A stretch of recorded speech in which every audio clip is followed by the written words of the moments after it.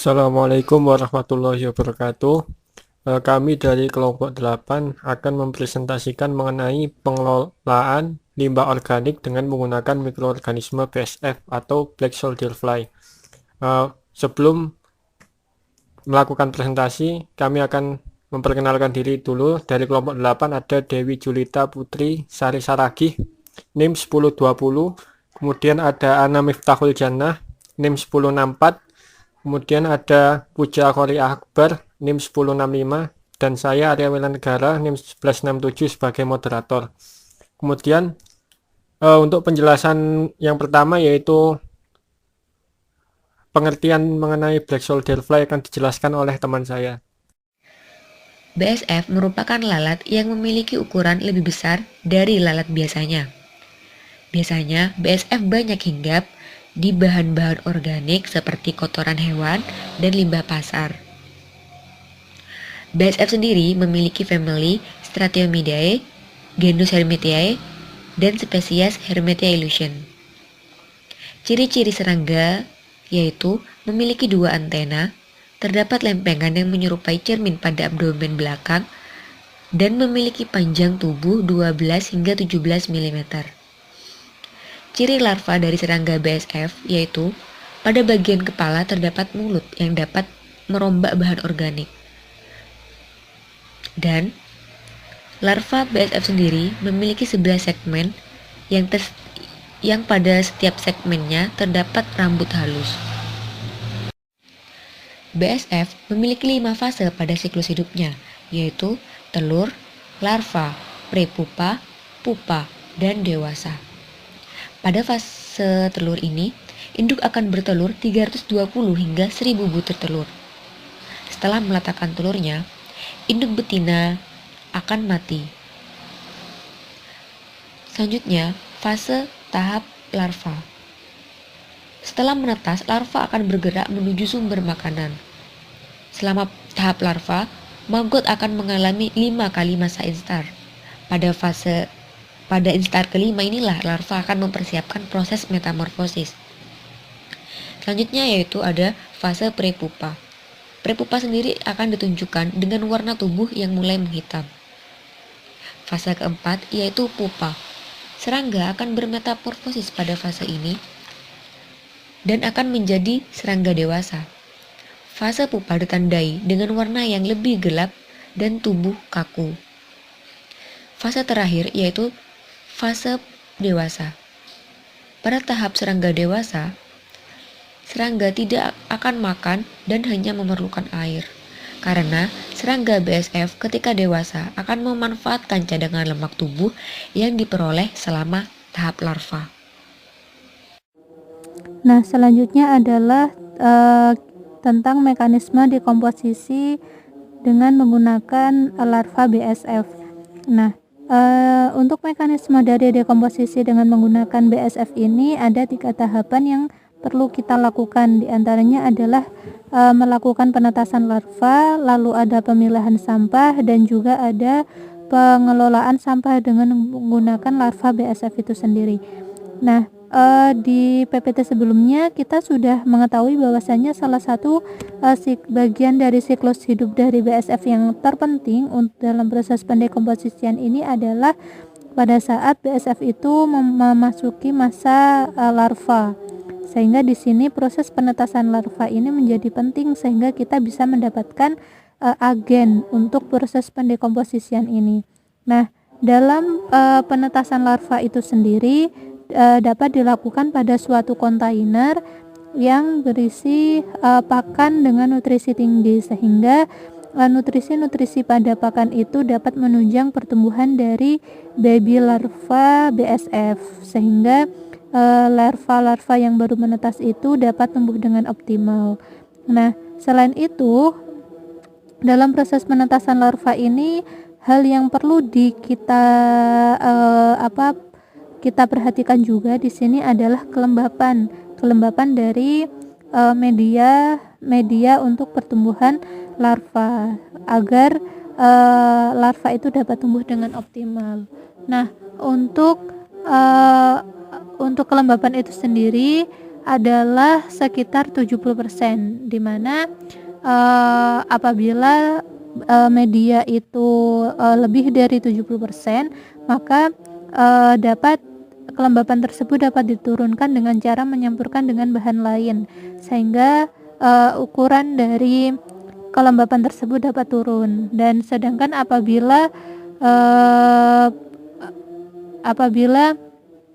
kelembapan itu di bawah 70%, maka untuk menaikkan angka atau persentase dari kelembapan itu dapat dilakukan dengan cara penambahan air pada media untuk pertumbuhan baby larva BSF itu.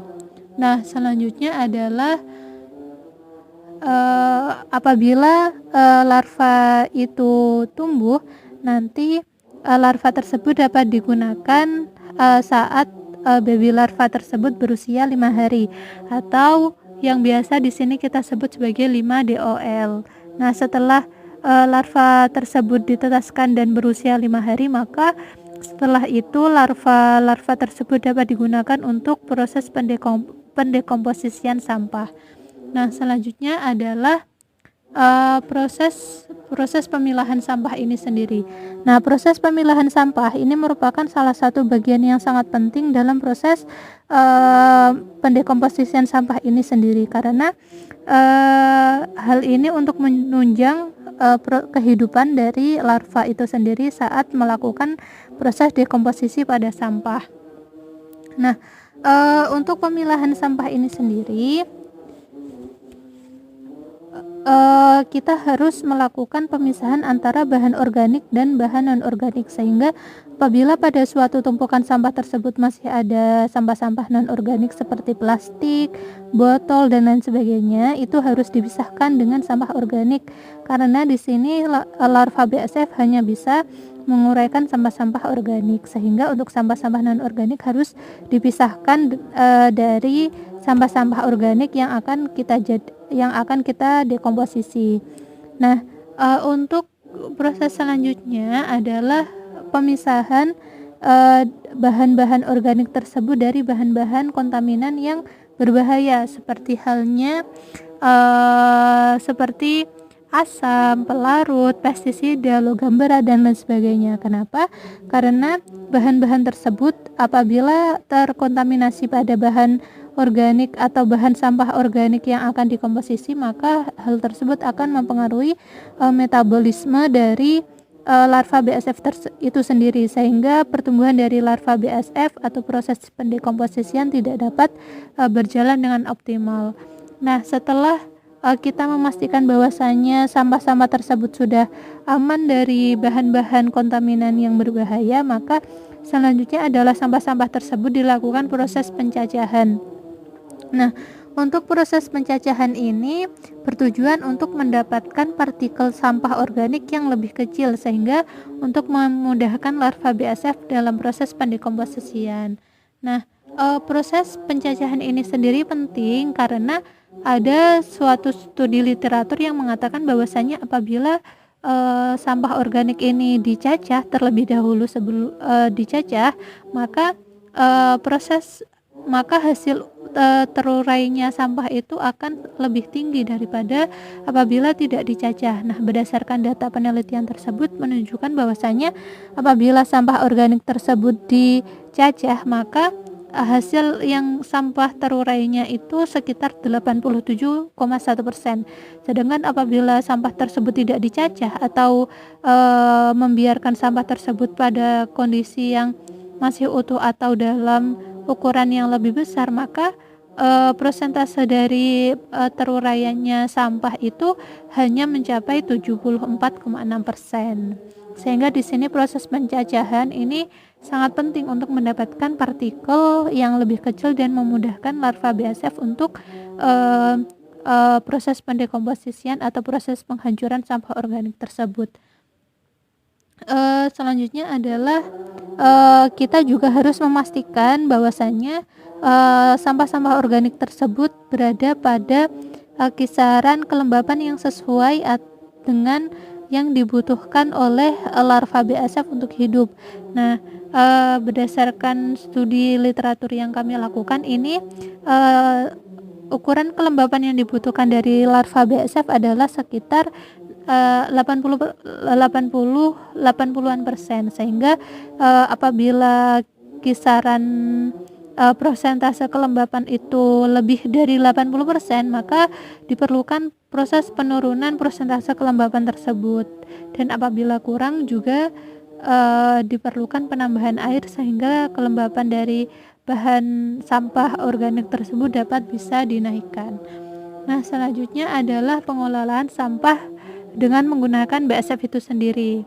Nah, untuk proses pendekomposisian sampah ini ada hitung-hitungan sederhana yang menunjukkan bahwasannya untuk 10.000 larva BASF yang berusia 5 hari ini mampu memakan sampah organik sekitar sebanyak 15 kg. Nah, sehingga bisa kita kalikan sendiri apabila kita menginginkan jumlah sampah yang akan kita dekomposisi lebih besar, maka jumlah larva yang kita butuhkan untuk proses pendekomposisian ini juga lebih banyak. Nah, untuk proses pendekomposisian ini dapat dilakukan dalam kurun waktu 12 hari. Tetapi pada hari ke-5 dan juga pada hari ke-8 itu juga dapat dilakukan penambahan sampah. Nah, nanti setelah hari ke-13, sampah-sampah tersebut bisa dipanen, dan juga untuk larvanya juga bisa dipanen untuk dikelola atau ditumbuhkan menjadi pupa, dan nanti akan tumbuh menjadi lalat black soldier fly dewasa, atau untuk larva-larva itu dapat diolah menjadi pakan ternak atau pakan ikan seperti lele, mujair, dan lain sebagainya. Oke, untuk selanjutnya.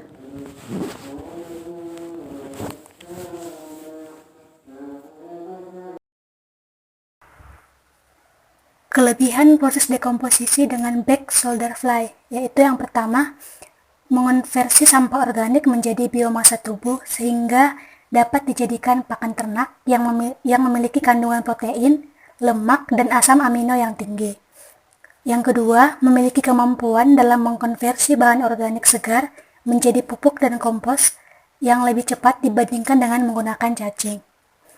Yang ketiga, mengonsumsi bahan organik secara langsung dan mandiri. Yang keempat, larva akan melepaskan senyawa antibakteri dalam biomasa sehingga menjadi bersih dari mikroba yang berbahaya. Dengan demikian, maka tidak dapat membahayakan terhadap kesehatan maupun lingkungan. Yang kelima, larva mampu mengurangi kadar air, bahan, permasalahan aerasi, dan drainase. Kesimpulan dari presentasi mengenai pengolahan limbah organik dengan menggunakan mikroorganisme BASF atau Black Soldier Fly, yaitu limbah organik baik sisa pertanian, limbah rumah tangga, limbah dapur, dan yang lainnya dapat diolah dengan cara biodegradasi atau penguraian menggunakan organisme larva BASF.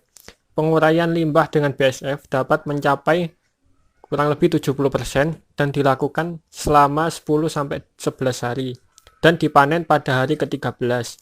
Penguraian limbah dengan BASF lebih baik dibandingkan dengan cacing tanah. Hal tersebut karena larva BASF dapat langsung mengonsumsi limbah organik, sedangkan cacing tanah perlu dilakukan untuk pengomposan. Kemudian hasil dari dekomposisi berupa larva kering. Larva kering ini dapat digunakan untuk pakan ternak seperti bebek, ayam, dan lain-lain. Kemudian limbah organiknya dapat dijadikan sebagai kompos dan biofuel yang lainnya. Sekian, terima kasih presentasi dari kelompok 8. Mohon maaf apabila ada kekurangan. Assalamualaikum warahmatullahi wabarakatuh.